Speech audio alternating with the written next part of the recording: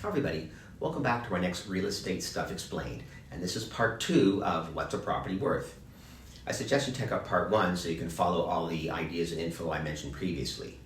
So, in the other video, we talked about how I go about valuing a condo. In this one, I'll address valuing houses. So, quick recap, I mentioned the stock answer that a property is worth what someone is willing to pay. But again, how do I come up with a reasonable evaluation? Condos, they tend to be easier than houses to price. Condo units in a building tend to be similar, especially if they're in the same stack. Houses tend to have more differences from one to the next.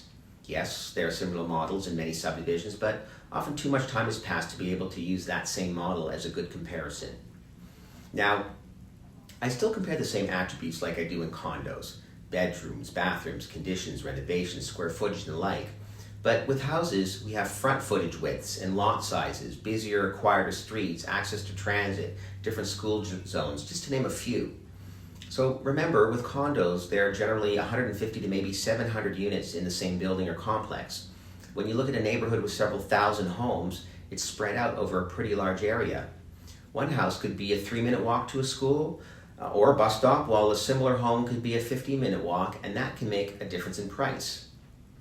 Houses also tend to be more unique than condos. Remember, condos have only been around 50 years, with the vast majority built in the last, say, 30 or 35 years.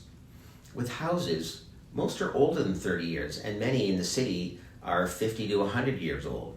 And unlike condos, where major items are taken care of by the condo corporation, homeowners are on their own. So, aside from the obvious kitchen or bathroom renovation, what's the roof like?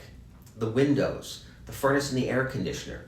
What about the wiring? Is there knob and tube or aluminum, or has it been updated and there's an ESA certificate? That means Electrical Safety Association certificate. I could go on, but the bottom line is there are way more factors to consider with homes and condos, and pricing them can be a bit more tricky.